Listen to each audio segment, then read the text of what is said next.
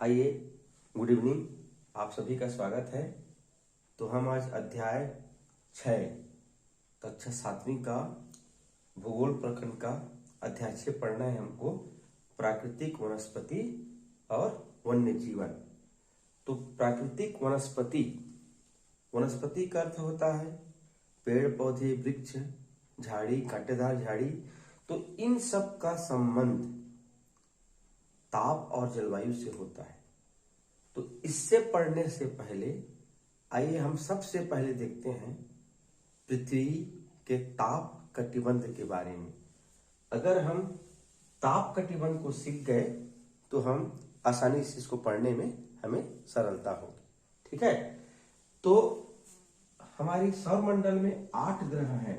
हम सब जानते हैं कितने ग्रह हैं? 8 ग्रह हैं। उस 8 ग्रह में पृथ्वी ही एकमात्र ऐसा ग्रह है जहां पर क्या है? जीवन है, जहां हमारा घर है, जहां हम निवास करते हैं। तो उस पृथ्वी के बारे में आज हमको पढ़ना है। ये देखिए पृथ्वी को, अब पृथ्वी बहुत बड़ी है, बहुत बड़ी पृथ्वी है और सूर्य उससे और बड़ा है।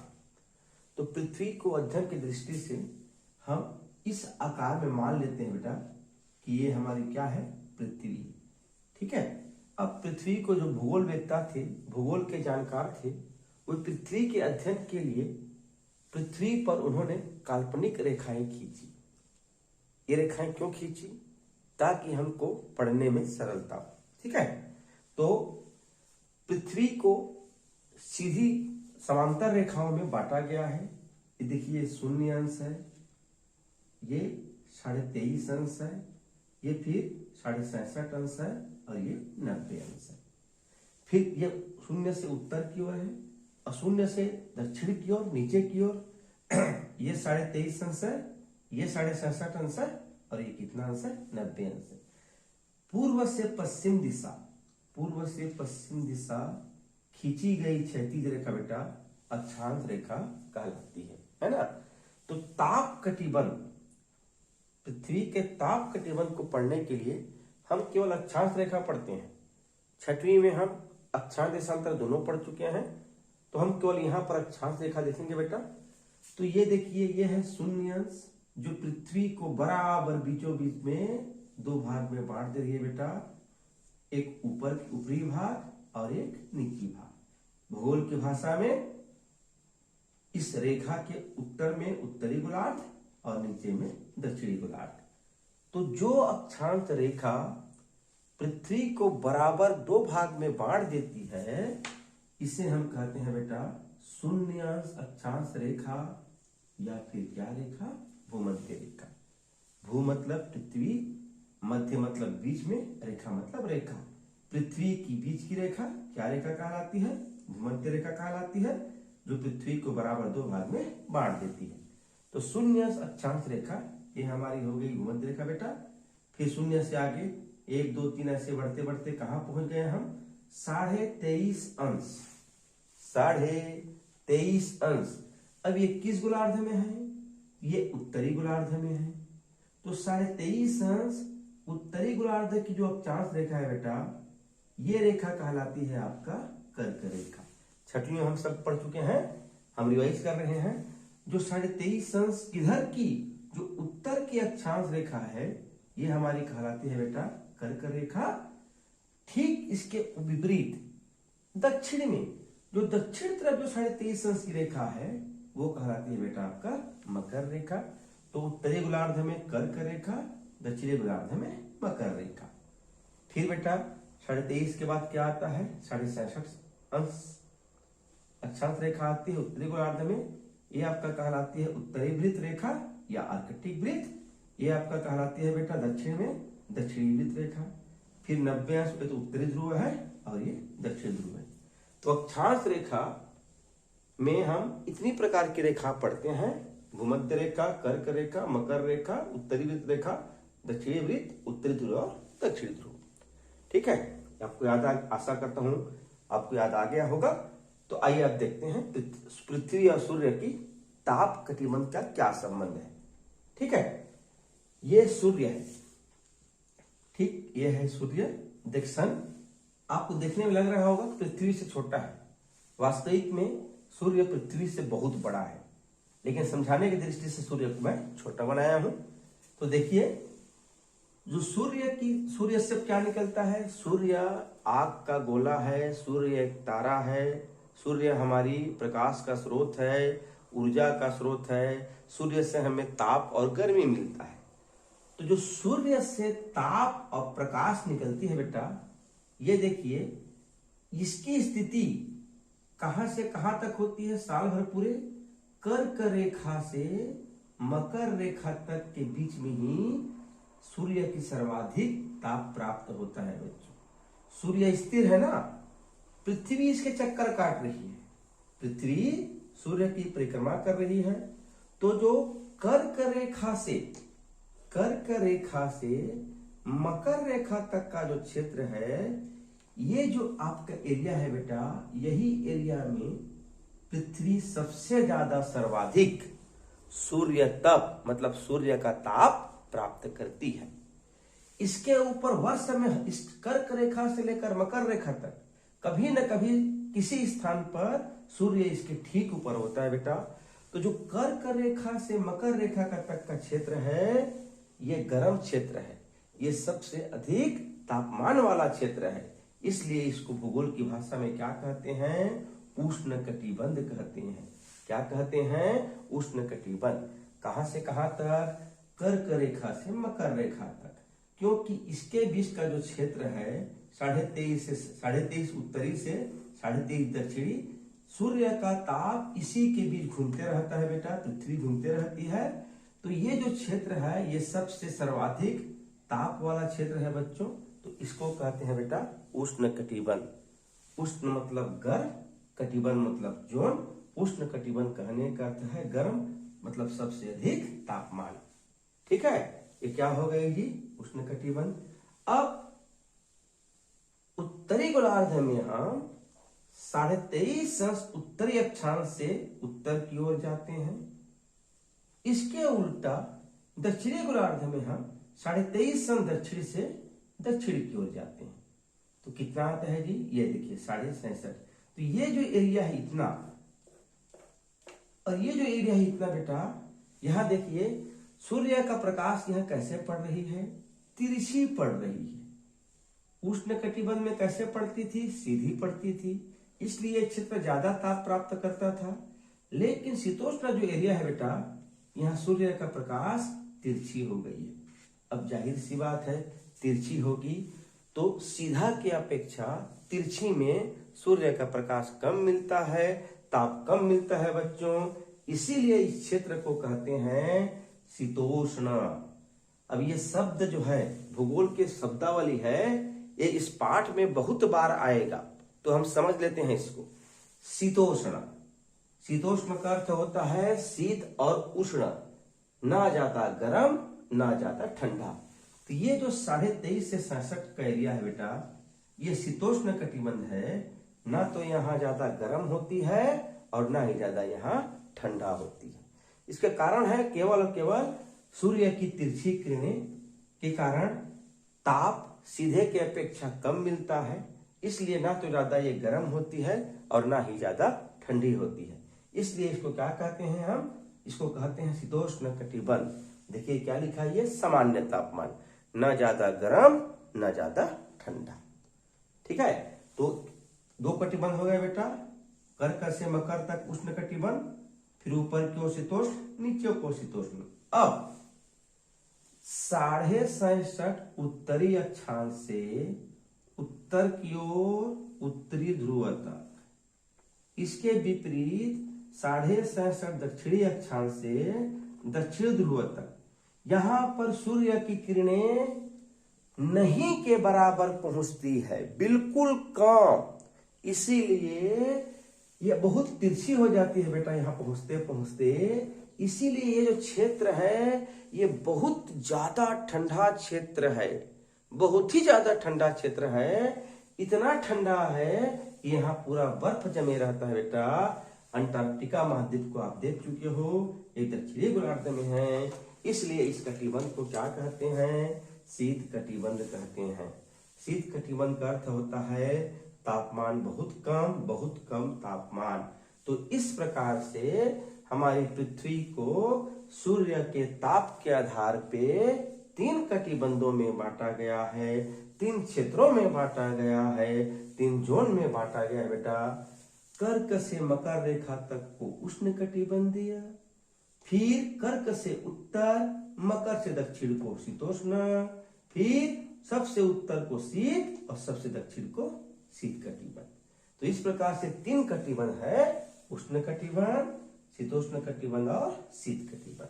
इसको आप पढ़ेंगे फिर आप अच्छी समझ आपको आ जाएगा। अब आइए आप पाठ शुरू करते हैं।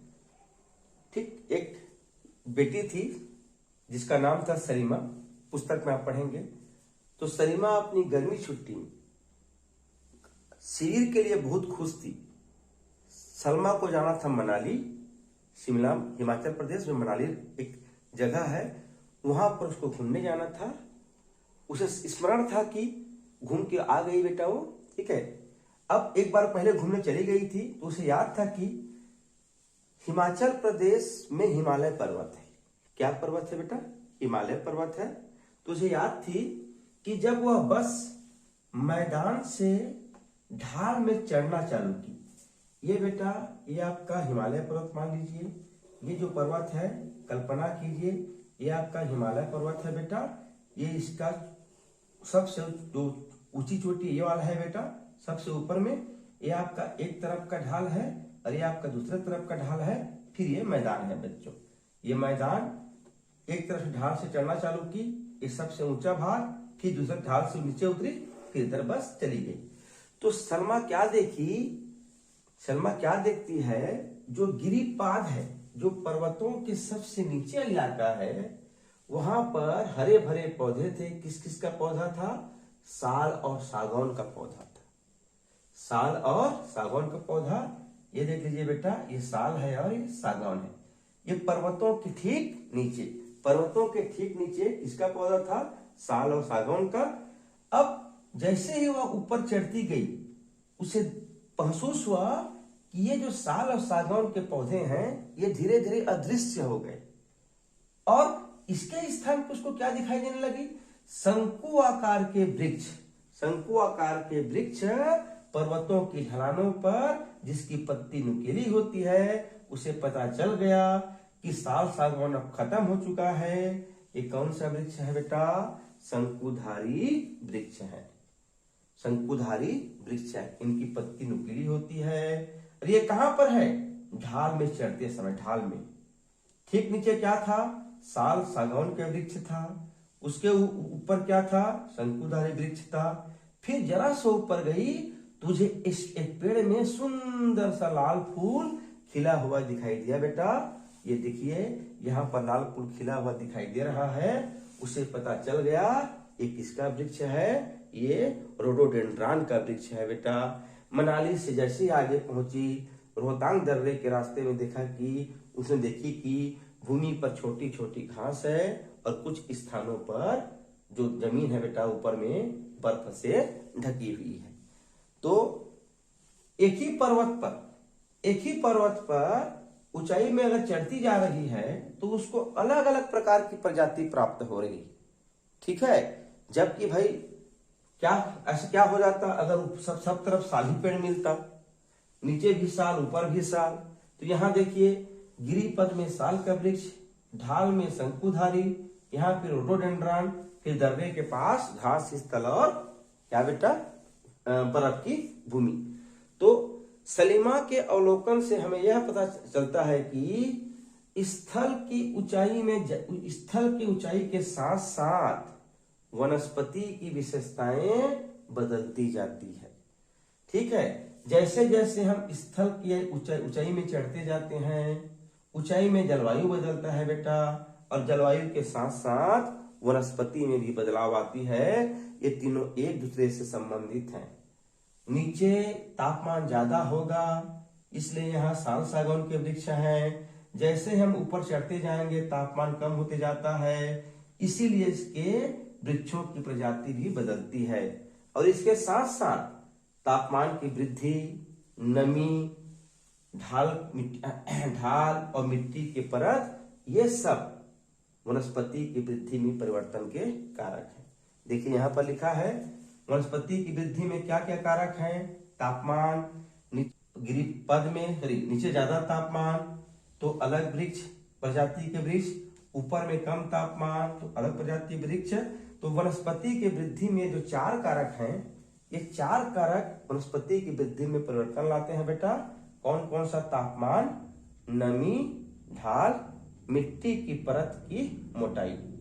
ठीक, याद रखेंगे। ऊंचाई में परिवर्तन के साथ जलवायु में परिवर्तन होता है, जिसके कारण से प्राकृतिक वनस्पति में क्या होता है? बदलाव होता है। हम मैदानी इलाकों में रहते हैं बेटा, ठीक, हमारे आसपास बबूल के पेड़ हैं, हम आम के पेड़ देखते हैं, नीम के पेड़ देखते हैं, हम यहाँ पर बदलाव महसूस नहीं करते। मतलब आपका जो गांव है, उस गांव के आसपास 50 मीटर आप वही वृक्ष दिखेंगे, क्योंकि हम मैदानी इलाकों में रहते हैं। लेकिन यदि सलमा पहाड़ों पे चढ़ने लगी तो देखिए एक पहाड़ वही है, लेकिन जगह जगह वृक्ष की प्रजाति परिवर्तन हो गई। नीचे साल सागौन, शंकुधारी, फिर रोडोडेंड्रॉन, फिर घास की भूमि, बर्फ से ढका हुआ जमीन। ये सब ऊंचाई में परिवर्तन के कारण, जलवायु में परिवर्तन के कारण प्राकृतिक वनस्पति के परिवर्तन से हुआ। अब आमतौर पर हम प्राकृतिक वनस्पति को 3 श्रेणी में बांटते हैं। कितने श्रेणी में बांटते हैं? 3 श्रेणी में।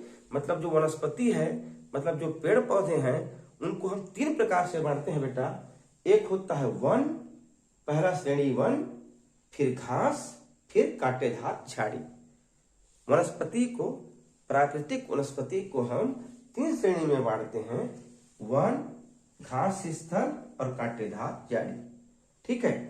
और वन को सघनता के आधार पर अब देखेंगे, कई वन बहुत सघन रहते हैं, पास पास एकदम पेड़ पौधे रहते हैं, और कुछ वन दूर दूर रहते हैं। तो इसके आधार पे वन को फिर हम 2 भागों में बांटते हैं, सघन वन और खुला वन।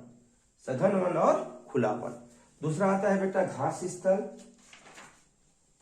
ठीक है, घास स्थल, ये जो वन है बेटा, सघन वन, हाँ, ये वर्षा पे प्रभाव के कारण जहां ज्यादा उच्च वर्षा होती है वहां सघन वन होंगी। जो घास स्थल है बेटा, ये मध्यम वर्षा वाले क्षेत्र होते हैं। ये जो घास स्थल है, इस क्षेत्र में वर्षा मध्यम होती है, और ये जो कांटेदार झाड़ी है, ये शुष्क क्षेत्रों में होती है।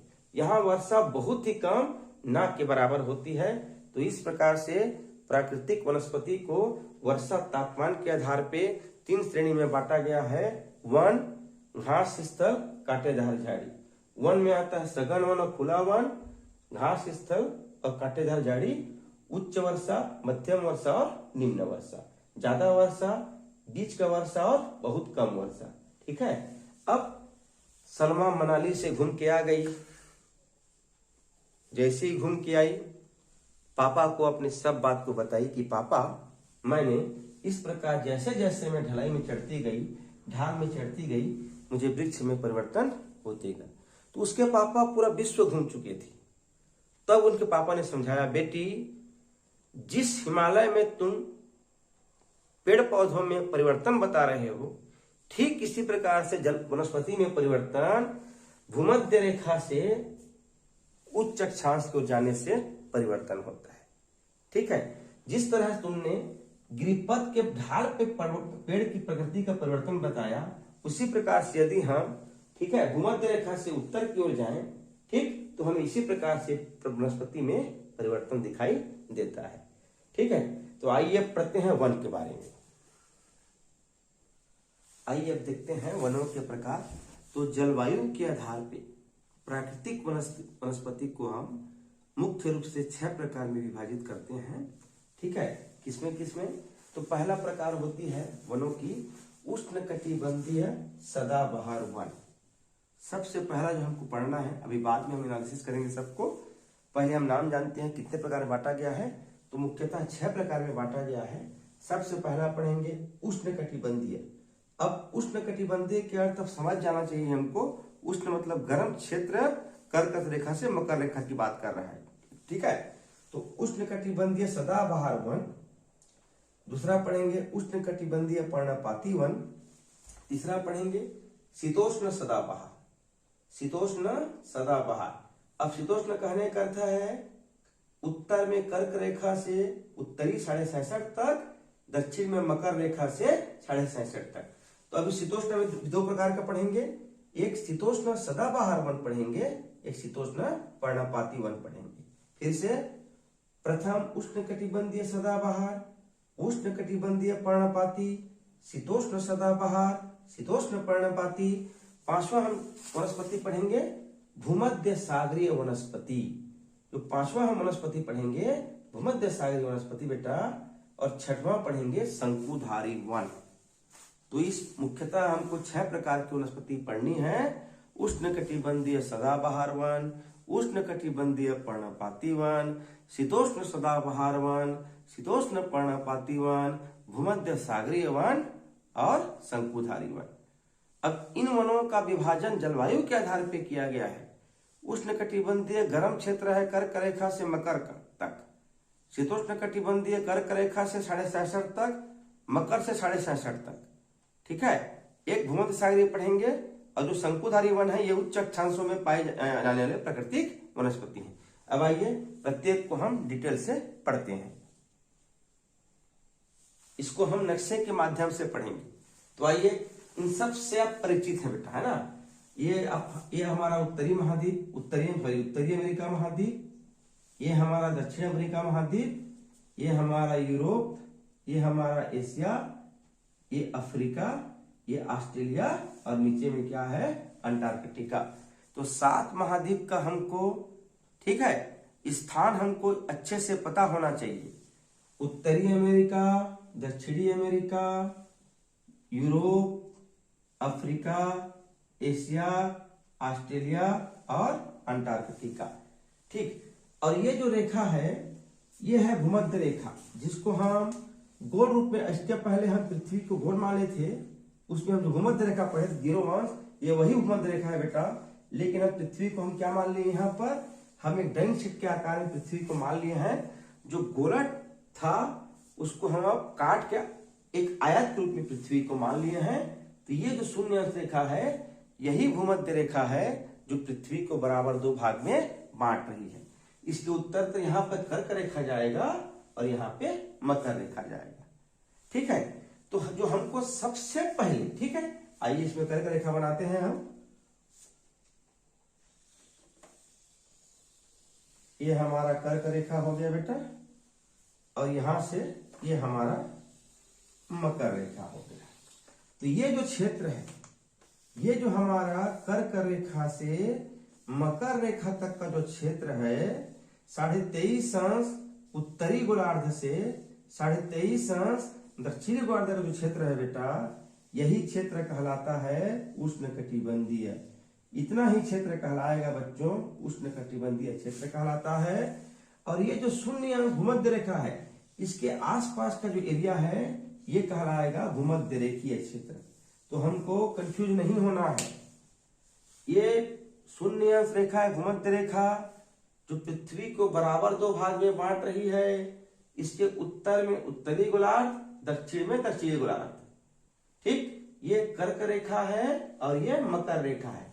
तो पढ़ चुके हैं, जो कर्क रेखा से जो मकर रेखा तक का क्षेत्र होता है ये उष्णकटिबंधीय कहलाता है।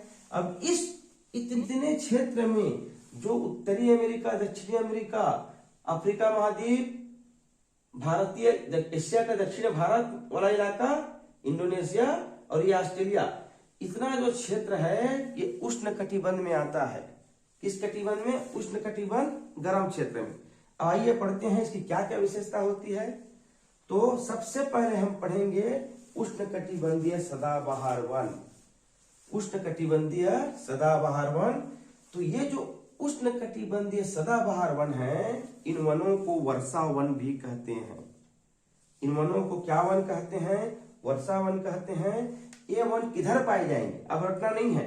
तो ये वन भूमध्य रेखा के आसपास और उष्णकटिबंधीय क्षेत्रों में पाए जाते हैं। ये जो वन है, उष्णकटिबंधीय जो वर्षा वन है, उष्णकटिबंधीय सदाबहार वन है, ये भूमध्य रेखा के आसपास और उष्णकटिबंधीय के आसपास क्षेत्रों में मिलते हैं। ये कैसे क्षेत्र होंगे जी बताइए? हम पढ़ चुके हैं जो कर्क रेखा से मकर रेखा तक का जो क्षेत्र है ये गर्म क्षेत्र होता है। तो ये क्षेत्र गर्म होती है, इसलिए पूरे वर्ष भर यहाँ जो वर्षा है अत्यधिक वर्षा होती है।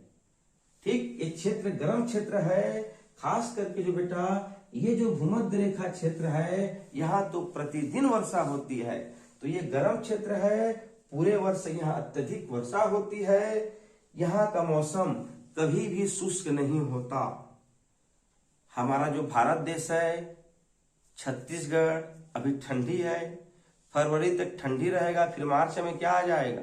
गर्मी आ जाएगा, फिर जून जुलाई में फिर बरसात होगी, दिसंबर में फिर ठंडी आएगा। लेकिन ये जो उष्णकटिबंधीय क्षेत्र है यहाँ कभी शुष्क मौसम नहीं होता। ठीक है, यहाँ ये क्षेत्र बहुत गर्म होता है और अत्यधिक वर्षा होती है, इसलिए यहाँ की देखिए, यहाँ कभी देखिए हम हमारे तरफ जो पेड़ पौधे हैं छत्तीसगढ़ में देखना, अप्रैल महीना आता है बेटा अपना पत्ते को झड़ा देते हैं। क्यों झड़ाते हैं? ताकि पानी की कमी ना होने पाए। लेकिन यहाँ तो भाई अत्यधिक वर्षा का क्षेत्र है।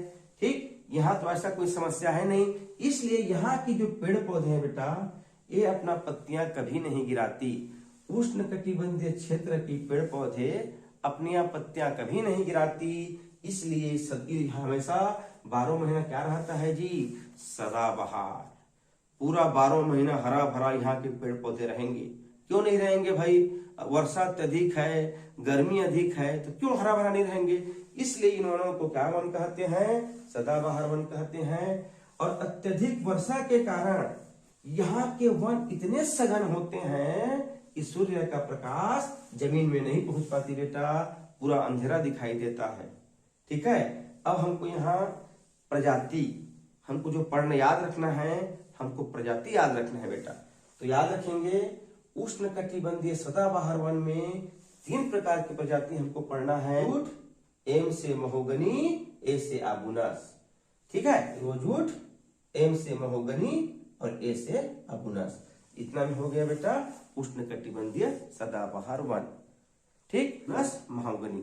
फिर से उष्णकटिबंधीय कर्क रेखा से मकर रेखा तक का क्षेत्र है। ठीक, ये एक अत्यधिक गर्म क्षेत्र है, अत्यधिक वर्षा का क्षेत्र है। इस यहाँ कभी शुष्क का मौसम नहीं होता। यहाँ पत्तियां, पेड़ पौधे अपना पत्तियां नहीं गिराती, इसलिए हमेशा हरा भरे होते हैं। ठीक है, 3 प्रकार के वृक्ष मिलते हैं, रोजवुड, आबुनस और महोगनी। ये हो गया बेटा अपना उष्णकटिबंधीय सदाबहार वन। अब उसी में हम पढ़ेंगे उष्णकटिबंधीय पर्णपाती वन। पर्णपाती देखिए है ना, नाम से ही पता चल जाता है बेटा। उष्णकटिबंधीय गर्म क्षेत्र, पर्ण मतलब पत्ती, पत्ती को गिराने वाले जो वन है वो क्या वन कहलाते हैं? उष्णकटिबंधीय पर्णपाती वन कहलाते हैं। ठीक, ये सदाबहार वन में कभी नहीं गिराएंगे पत्तियां। पर्णपाती में एक विशेष मौसम में अपने पत्तियों को क्या करते हैं? गिरा देते हैं बेटा।